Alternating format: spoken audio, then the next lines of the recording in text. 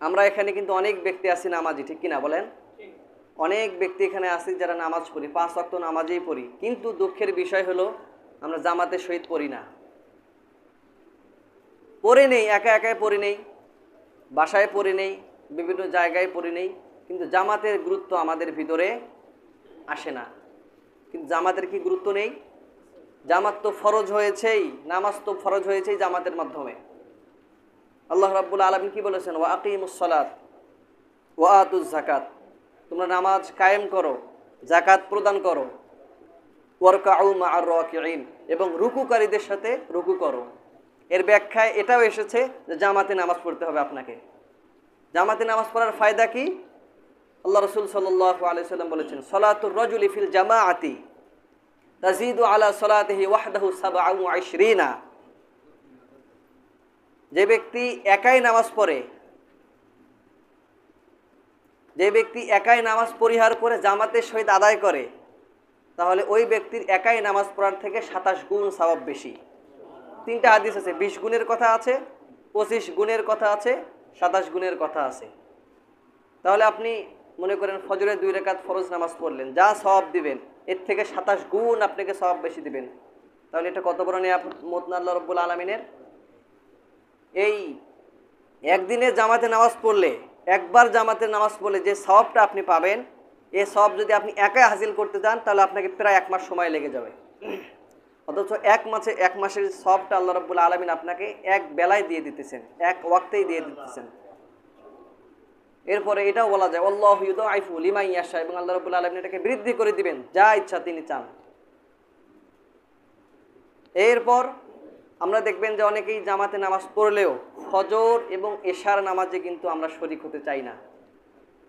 এশা এবং ফজর, এশার সময় কি হয় যে আমরা সারাদিন কাজ করে থাকি, বাজার থেকে এসে অনেক টায়ার্ড হয়ে পড়ি, যেন তেন করে নামাজ পড়ে শুয়ে পড়ি।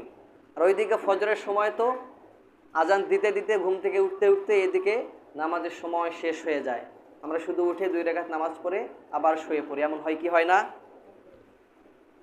অথচ ফজর এবং এশার নামাজে যদি কেউ নামাজ পড়ে জামাতের সহিত, তাহলে আল্লাহ রাব্বুল আলামিন ওই সমস্ত ব্যক্তিদের আমল নামায় সারা রাত ইবাদত করার সওয়াব লিখে দিবেন।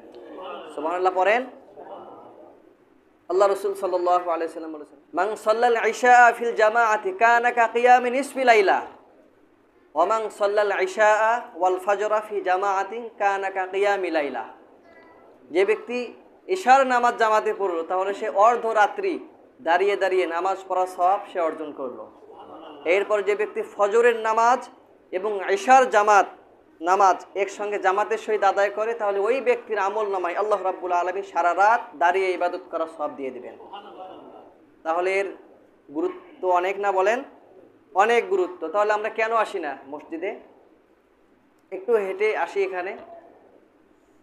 এখন তো সুস্থ আছি, শরীরে অনেক শক্তি, ভেরি এনার্জেটিক আমি, কিন্তু মসজিদে আসতে চাই না। কিন্তু এমন হবে একদিন যেদিন স্ত্রী দেখবে না, সন্তান দেখবে না, কোনো দিক যখন আপনি হেঁটে হেঁটে রাস্তা খুঁজে পাবেন না, তখন একমাত্র আল্লাহ রাব্বুল আলামিনের দিকে আপনি পতিত হবেন। ওই দিন মসজিদে অনেক আসতে মন চাবে কিন্তু আসতে পারবেন না। ওই দিন ইবাদতের অনেক স্বাদ জাগবে যে হায় রে, দুনিয়ায় তো কিছুই পেলাম না, একটু ইবাদত করে যাই, যদি আল্লাহর কাছে পাই, অনেক স্বাদ জাগবে। কিন্তু মসজিদে আসার সেই শক্তি আপনার ভিতরে থাকবে না। হয় কোমরে ব্যথা, নয় ঘাড়ে ব্যথা, নতুবা অন্য কোনো সমস্যা, হাঁটতে পারি না, আল্লাহ না করুক অনেকে এক সাইড হয়ে যায়, প্যারালাইসিস হয়ে যায়। এমন হয় কি হয় না? এর জন্য যতদিন সুস্থ আছি যেন মসজিদে এসে নামাজ পড়ে পড়ে নামাজের সাক্ষ্য যেন আমরা অনেক ব্যক্তিকে বানিয়ে যেতে পারি।